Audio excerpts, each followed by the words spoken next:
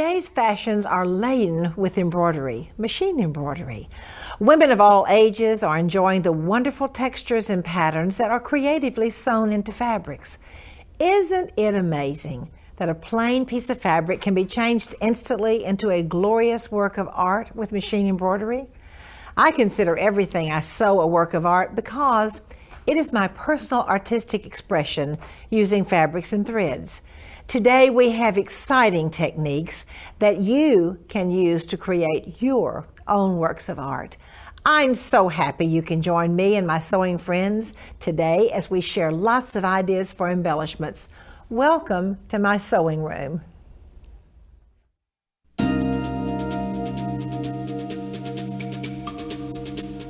This is an incredible jacket. I think you will love the trims just as much as I do. The collar has a beautiful trim which consists of French lace, a bias strip, and more French lace. It is connected with what we call Spanish hem stitching. Isn't this a pretty design? Made so creatively with the bias piping, with the rickrack, and with more French lace. Then another strip of the same trim that was used on the collar is found about halfway down the jacket. Let's have some fun and take this bias piping on down, bias strips rather. Now look, wonderful, wonderful machine embroidery. Both of these happen to be machine embroidery is taken from a couple of my vintage pieces. So that embroidery design is about 100 years old. All right, this is a really easy way to make the bias strips. You use a bias tape maker to make bias tape strips, and you simply run one piece through and then pull it, and you do need a hot iron in order to press it down. Here is the bias strip that has been finished. Here is a piece of the French lace insertion. And this wonderful little piece is wash away stabilizer. It's a very interesting piece of stabilizer, and the reason I have used it behind this French lace is because French lace is a little wobbly, a little, doesn't have a whole lot of body, so I wanted to stabilize it. Now let me show you how this stabilizer works. It has paper on the top and sticky on the back. So I'll pull off a little bit of the paper and then very carefully put the lace down on top of it, and I have really stabilized that lace, and the best part is that it's wash away. Now it's time now to put the bias strip, butt it up to the lace, and do the Spanish hem stitching. Another reason to stabilize this sew is because the Spanish hem stitching is done with a heavier thread so you can see it.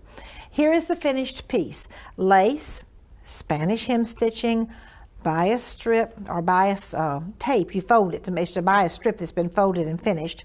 Then Spanish hem stitching, lace, and I know I have to get rid of this stabilizer, which this piece shows that stabilizer is gone away, and you know what I did? Washed it out because it's a wash away stabilizer. I'm so happy to have Peggy Dilbone here today. Peggy is an educator with Husqvarna Viking, and Peggy, it is so nice to have you on the show. Thanks, Martha. Welcome back. Thank you. I'm always glad to be here with you. Well, I'm pretty excited about this technique because it's easy. I did have to make a lot of bias to do that, but when I cut my bias, before I put in the bias tape maker, cut it a little wider than the instructions say, and I spray starched the bias strip very well. Then you're going to take your hot iron and you can just pull that bias tape through, and it turns the edges under beautifully. So I have neat turned under edges on that. Then you want to take your lace, and you could do this without the wash away stabilizer in it, but I chose to do that because I'm using heavy thread. So I took the lace and a piece of wash away stabilizer, and actually you just place it to the back side and peel the paper away. So it lays really nicely on that stabilizer. Then I'm going to join the two pieces together to create this part with the Spanish hem stitch foot. And the Spanish hem stitch foot, what makes it unique, it's actually a plate that has a separator on it. And I've used a heavy cotton thread, top and bobbin, and selected one of our great feather stitches.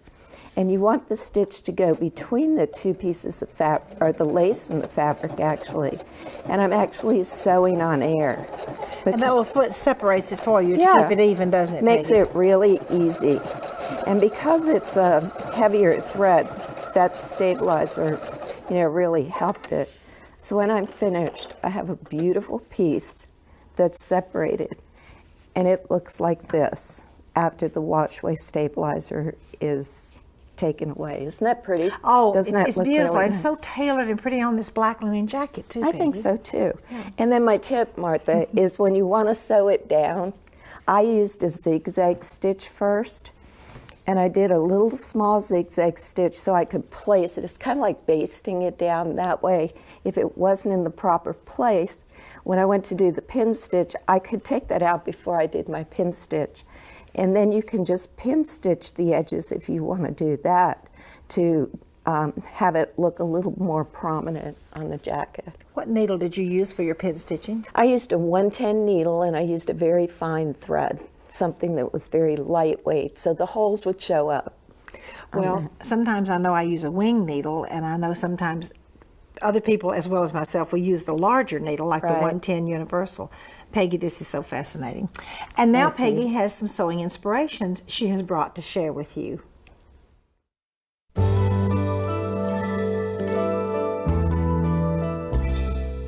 Peggy, this blouse is beautiful. Once again, I love it because it's tailored, and yet it has wonderful, elegant heirloom.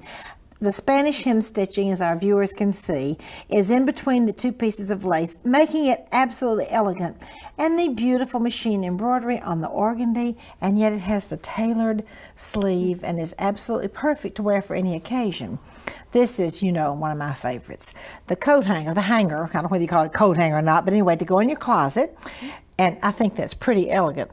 A pretty elegant coat hanger. And the little magic zipper underneath means you can put jewelry and kind of hide it in your closet. Who would ever think of going in and looking underneath a jacket with a pretty coat hanger? This is another elegant little jewelry keeper. Peggy, I love what you've done with your monograms. And would you see, of course, that those match? And another little idea for a jewelry keeper with, I love all of your monograms on here, Peggy. So pretty. A little bag. And you can use it for other things. You don't have to use it for jewelry. I started to say makeup, but Peggy, I would certainly hate to get eyeshadow and mascara spilled on this bag. And this is just a pretty little bag to put out in your bathroom. We talked about the bias tape earlier. This is another wonderful tea towel. And Peggy, I really do use tea towels in my guest bathroom. I have them there all the time to actually use and just to be pretty with the wonderful cutwork machine embroidery. I have to share this adorable little girl's dress with the butterflies and the bees and all of the fun little insects. I started to say animals, but I'm studying insects now with some of my grandchildren. And then the machine embroidery with the little diamonds is what I call those. Aren't they cute? They're really not diamonds, ladies. It's just those little glue-on things that give it sparkle and give it a lot of fun. And I will tell you that my little granddaughters love sparkle. The more glitz on it, the better. This is another really nice project to Peggy. Isn't this a serger project, Peggy? That's a serger project. This is All so cute. serger. The garment bag. And I tell you, I use my garment bags all the time, too. Yeah. And here's a little zipper to hide things in. Let me see if I can open that up. This is just a fun project. And now Peggy has a so quick, so easy tip.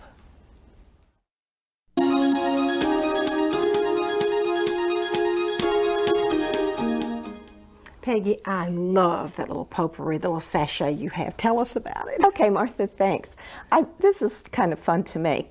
I first chose to do a little machine embroidery in the center, and you could embroider anything you want to in there because it could be a great gift for Mother's Day, a baby gift. This has a pretty baby embroidery.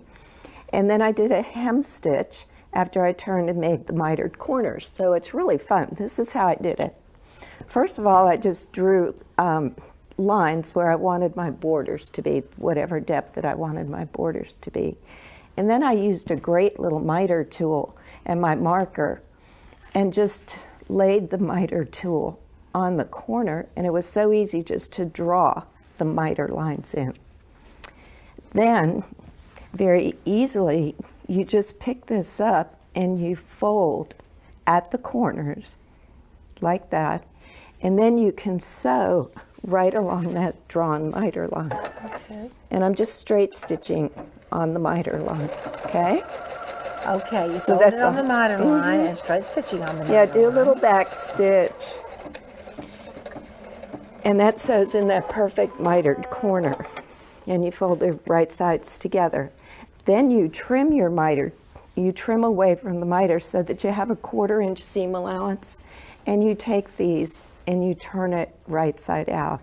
And I just used a point turner to push the corners out to make the perfect corners. And that's all I did to do the border, was to turn the corners right side out. Look at that magic border with the pretty hidden seams. Yeah, isn't that pretty? Those great seams. It's been my that makes favorite a beautiful a long miter. time. Yeah, I like that too. Then I embroidered on a piece of organza because we want the potpourri to be able to smell. And whatever embroidery you choose to put in the middle, then you trim it down to about 6.5 inches or large enough to fit in here. You want to put the organza right inside and just kind of make sure everything's smooth and straight. And I actually basted it first along 3 edges, just 3 edges. Then I pin stitched or hem stitched, whatever I chose to do, and left this end pinned, and then I put the potpourri in there. And then you have the potpourri and you finish sewing that 3rd side. So it's all finished. I put eyelets in here because we have wonderful eyelet stitches that you can make the eyelets, and ran the ribbon through the top so you could hang it. Peggy, that is such a sweet little gift. A quick gift, too. It is a quick gift. Next, we have some machine embroidery techniques to share.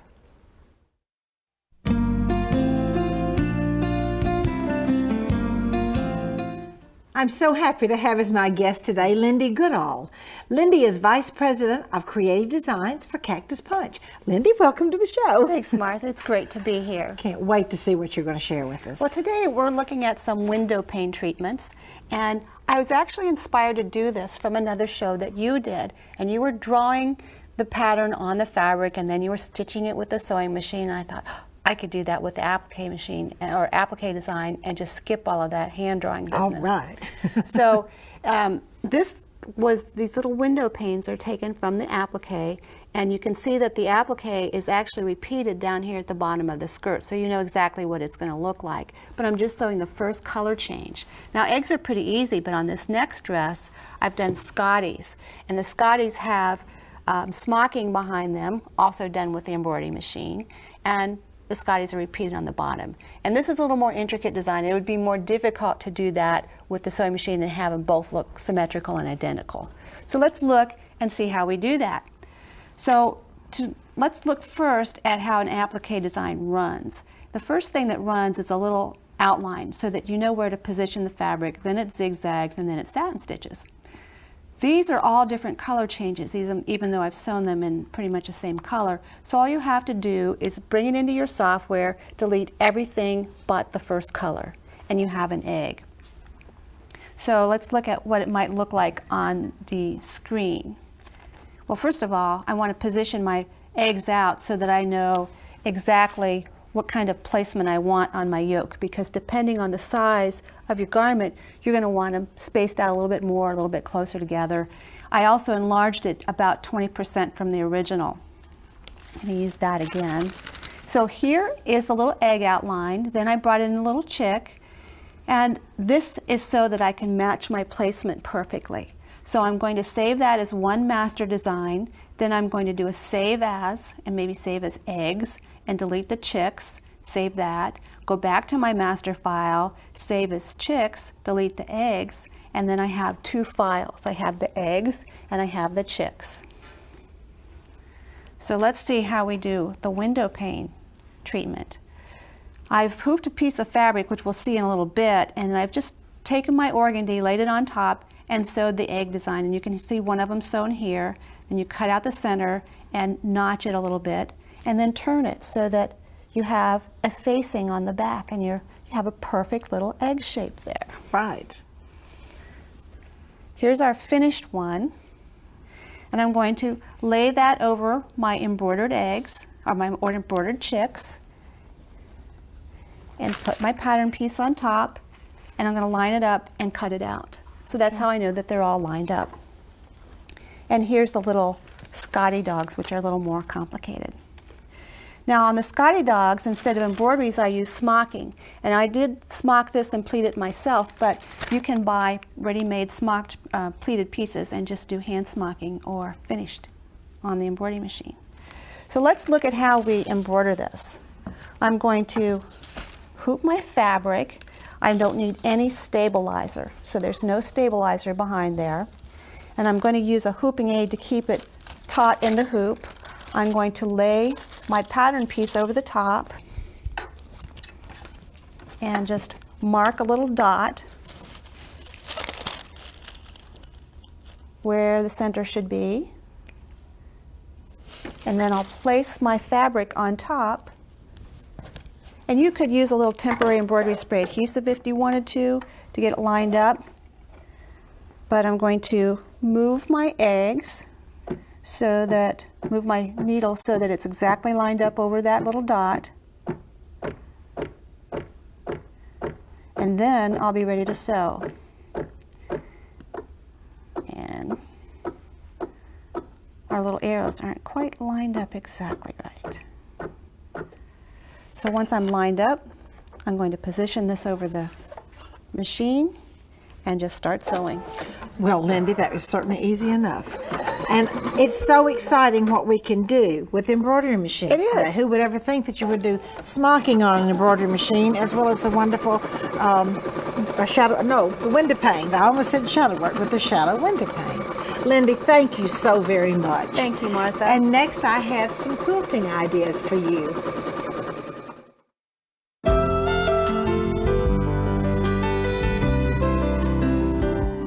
I have a very interesting technique for you today, one that is pretty and really has been warmly embraced in the heirloom sewing business.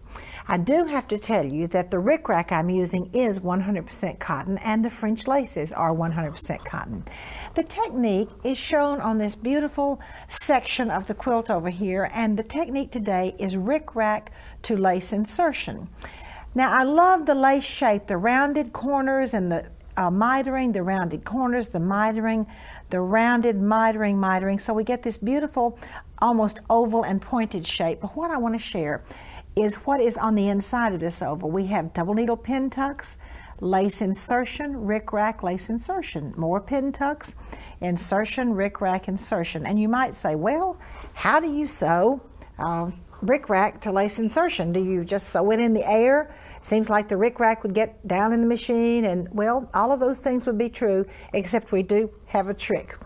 The first two ingredients are the cotton rickrack, and this is a tiny baby rickrack, which is so pretty, and the French insertion. Now, when I pull these together, that might be a bit difficult to hang on to it and get it attached. And I don't really want to overlap it because I want to see the space of the rickrack. So there is a little magic trick which I'm going to share with you. The little trick is that you use wash away stabilizer. And what I'm going to do, first of all, I have zigzagged these two rows together, the two rows of insertion, just butt them together and zigzag. Now, I have to place this on the wash away stabilizer. If I used a temporary spray adhesive, the kind you spray, the stabilizer would probably go away. So what I'm going to use is a glue basting a little glue basting package right here, and I'm going to just put just little dots down. I'm going to line it up, so I put little dots of this wash away glue, of course wash away, down along the insertion, and then I will carefully place the rickrack. And I just love this little shish kebab stick, the little wooden skewer. I can actually glue it down because everything is wash away that I'm using, and get all of it kind of glued down. And then all in the world you do is to come in and set a zigzag where you're going to be able to catch the lace insertion on every jump, you know, when it goes over to the right, to the left, the lace insertion. And then when the rickrack actually touches the lace, I'm going to catch the rickrack. But right now, for instance, those two little stitches, I'm sewing in the air. I catch the lace insertion, then I catch the rickrack, catch the lace insertion, catch the rickrack, And then after all of this is finished, after I just zigzag it down, now my setting is a 2 width and a 1.5 length. You just set it to where it will catch the heading of the lace insertion. And those little strings that run along the side of the French lace are called insertion. And this makes one of the most delicate little trims. It gives us another way of putting French lace and making it really, really pretty and interesting. So after I use my washable glue, that little stick with just the little needle point is the one I really like. Then I will wash all of the stabilizer away, the wash away stabilizer. It's pretty and soft, and I will tell you, I just think this is a delicate look with a tiny little rickrack, and then you and I will be the only ones that know the secret of how you managed to hold it so steady that you caught that delicate little cotton rickrack in between the 2 pieces of French insertion. And now I'd like for you to join me, and I have a beautiful piece of antique clothing from my vintage collection to share with you.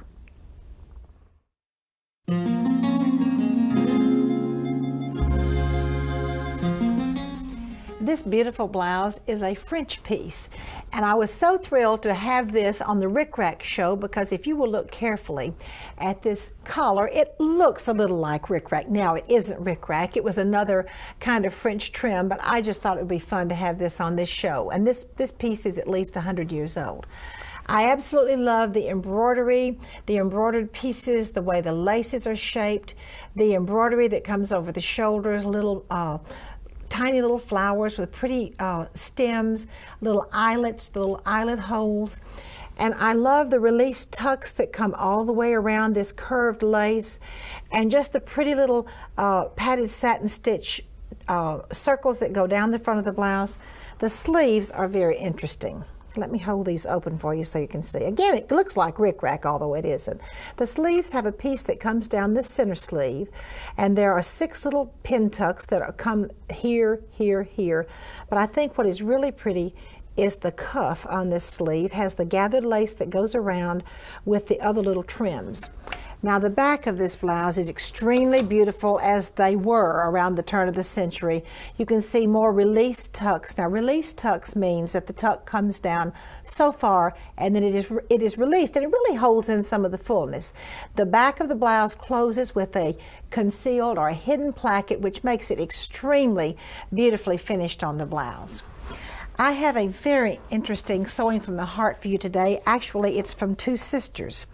Hello, Martha. I would like to tell you about my sister, Cindy Burnham from Washington, who has always had a heart for giving. She has sewn many cotton scarves to give to cancer patients to wear when their hair falls out. She likes to give 3 to each person. She gave several large bunches of these scarves to hospice nurses and doctors who deal with cancer patients to pass them out as needed. You know the old saying, 1 to wear, 1 for a spare, and 1 in the wash.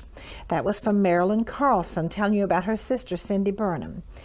And then I have another letter that says, Cindy is my sister, and she also knits several prayer shawls to be given to patients who get so sick. She said prayers and had positive thoughts for whoever would be receiving them. Her daughter Paula works in a hospital, so Cindy had Paula take them to work, and she sees that they go to sick patients. The patient just wraps himself up with his shawl and is warmed. Cindy has always been known for her giving heart. And Cindy, I especially love the fact, or Marilyn, thank you for writing about your sister Cindy, who it seems like she just donates so much time and love to people with cancer.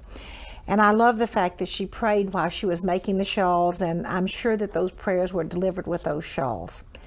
I just thank all of you for sending me Sewing from the Heart. So many of you are sewing for those less fortunate or those in need, and I certainly love hearing about these sisters from Washington. It was Marilyn Carlson who wrote this letter. You know, there's nothing to say that you cannot start sewing for someone who really needs sewing right now. So many people sew for foster children. They make day gowns for mothers in the hospital that have nothing to take their babies home in. Just all over the world, women are sewing with their hearts. Thank you so much for joining me in my sewing room today. I would really like to invite you back next time.